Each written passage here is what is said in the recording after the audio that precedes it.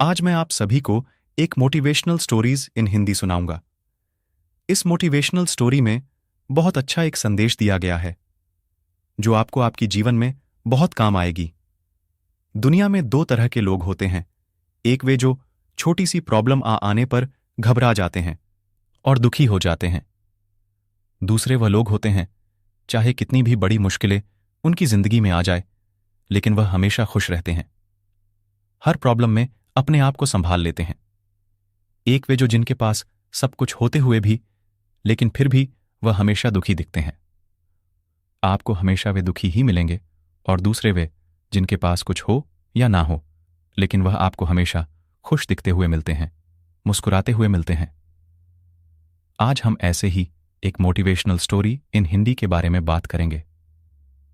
यह कहानी ऐसी है कि आपके जीवन में हजारों मुश्किलें या बड़ी परेशानियां क्यों ना आ जाएं, लेकिन यह कहानी आपको हर मुश्किल में रहना और मुस्कुराना सिखा देगी। एक फकीर एक देश की यात्रा पर निकला। जब रास्ते में रात हो गई तो वे एक व्यक्ति घर रुक गया। उस व्यक्ति का नाम था आनंद। आनंद ने उस फकीर की खूब सेवा की और दूसरे दिन आनंद ने फकीर को उपहार देकर विदा किया। वह फकीर आनंद की सेवा से बहुत खुश हो गया और दुआएं देने लगा कि हे भगवान, आनंद को हमेशा खुश रखना और वह हमेशा दिन प्रतिदिन आगे बढ़ता ही रहे। इस बात पर आनंद हंसने लगा और फकीर से आनंद बोला, हे फकीर जो है वह भी अब नहीं रहने वाला। इस बात पर फकीर आनंद की तरफ देखता ही रहा और वहां से आगे चला गया। कुछ साल बाद फिर फकीर आनंद के घर आया और देखा सारा धन और सारी संपत्ति सब कुछ चला गया है। आनंद एक गांव के ही बड़े जमींदार के यहां नौकरी कर रहा है। वह फकीर आनंद से मिलने के लिए वहां चला गया। आनंद ने उस अभाव में ही उस फकीर का स्वागत किया और झोपड़ी में ही फटी चटाई पर ही बैठाया। उसके पास खाने के लिए जो रुकी सुख रोटी थी वह खाने के लिए फकीर को दे दिया।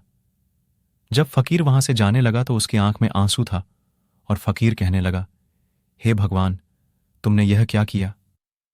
तो आनंद फिर हंसा और कहने लगाया, अरे फकीर, तू क्यों दुखी हो रहा है? ईश्वर हमें जिस हाल में भी रखें हमें हमेशा खुश रहना चाहिए, उसे धन्यवाद देना चाहिए। समय सदा बदलता रहता है और इतना ही नहीं, यह भी नहीं रहने वाला है।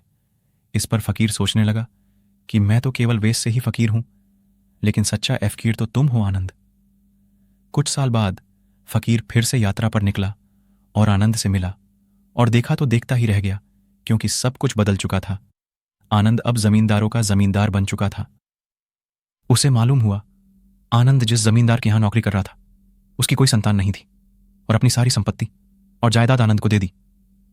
फकीर बहुत खुश हो गया और आनंद से कहा, अच्छा हुआ, वह जमाना गुजर गया। भगवान करे अब तुम ऐसा ही बना रहे हो। यह सुनकर आनंद फिर हंसने लगा और कहने लगा, फकीर, अभी भी तेरी नादानी बनी हुई है। फकीर ने फिर आनंद से पूछा, क्या यह भी नहीं रहने वाला? तो आनंद ने उत्तर दिया, हाँ, या तो यह चला जाएगा या फिर इसको अपना मानने वाला ही चला जाएगा। यहां पर कुछ भी रहने वाला है ही नहीं। अगर कोई चीज शाश्वत है तो वह है हमारी आत्मा, वह है हमारी मन की शांति, वह है हमारे मन का सुकून, और बाकी जो कुछ भी है वह हमेशा रह ही नहीं सकता।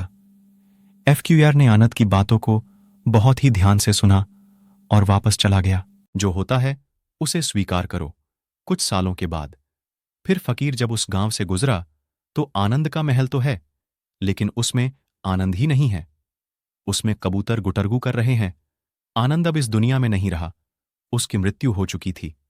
वह फकीर मन ही मन सोचने लगा कि यह एक इंसान जिंदगी भर कितना दौड़ ढाहता रहता है और रोता रहता है, दुखी होता रहता है।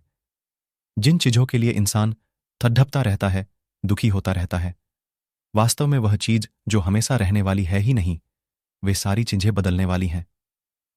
यह कहानी यह शिक्षा देती है कि हमारे जिंदगी में जब भी कोई मुश्किल, तकलीफ या दुख आए तो हमें यह सोचना चाहिए कि जिंदगी में इससे पहले मुश्किलें या उलझनें आईं तो क्या वे हमेशा रुकी रहीं? जैसे सारी मुश्किलें आकर चली गई वैसे ही यह भी मुश्किल चली जाएगी।